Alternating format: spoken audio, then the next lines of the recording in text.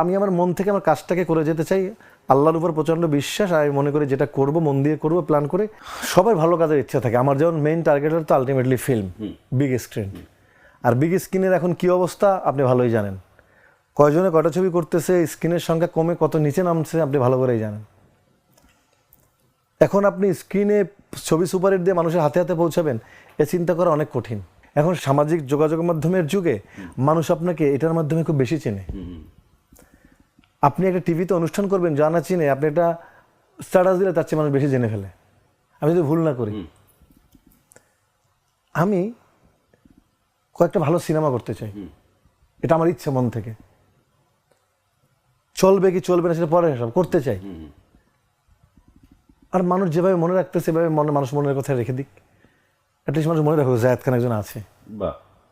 আপনি দেখেছেন অস্ট্রেলিয়াতে নিয়ে যাচ্ছে, কানাডাতে নিয়ে যাচ্ছে, আমেরিকাতে আপনার সাথে কাজ করছি, তো এগুলো তো মানুষ প্রবাসীরা দেখতে চাচ্ছে।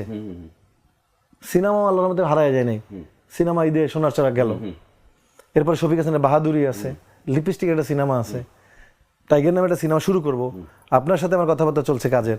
তো সব কিছু মিলে আপনি যেটা বললেন, জায়েদ খানকে তো আল্লাহ বাঁচিয়ে রাখছে। আমার সাথে মতো যদি আমি আজকে পুরোপুরি বেকার থাকতাম, এমনও তো হতে পারতো কোনো কাজ নাই, কেউ ডাকে না, বসে আছি, এমন হতে পারতো না? পারতো।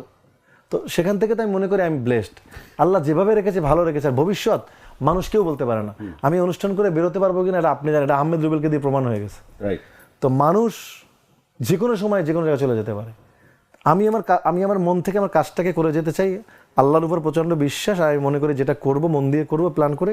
এটা করলে যদি এটার আউটপুট ভালো হয়, আল্লাহ এটার ভালো কোনো আউটপুট দিবেন, সেই চিন্তার চেষ্টা আমি এগিয়ে চলি সব। বাহ, ফ্যান্টাস্টিক।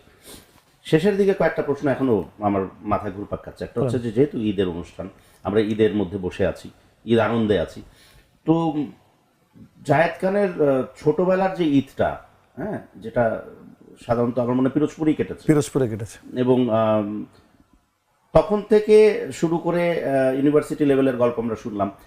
এখন জায়েদ খানের ঈদটা আসলে কি, মানে কিভাবে কাটে এবং কি করে জায়েদ ভাই? এখন ঈদের দিনেও যদি আপনাকে এখন বলা হয় যে শোরুম উদ্বোধন করতে হবে, চলে যাবেন নাকি ঈদটা কাটাবেন, আগে এটা বলেন। না, এখন ঈদের দিন শোরুম করার, আর বিশেষ করে দাদা বাবার মা মারা যাওয়ার পরে ঈদটা এখন কাছে অন্যরকম হয়। যেহেতু আমি বিয়ে করে নিয়ে 3 ভাই বোনের মধ্যে সবার ছোট, বাবা মা থাকা অবস্থায় আমাকে ওই পিচ্ছি মনে হয়েছে।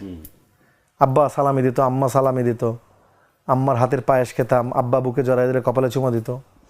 তো সেখানে আমি আপনাদের বাড়িতে গেছি, আপনি আমার বাড়িতে গিয়েছেন, আশীর্বাদ ভালোবাসা সব পেয়েছি, সৌভাগ্য আপনার হয়েছে যাওয়ার।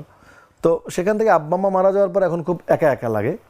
এলাহি ব্যাপার হতো আপনার বাসায় গেলে, তো জানেনই তো, আমি নিজেই বলছি যে এলাহি ব্যাপার, খাওয়া দাওয়া, মানে কি বলবো।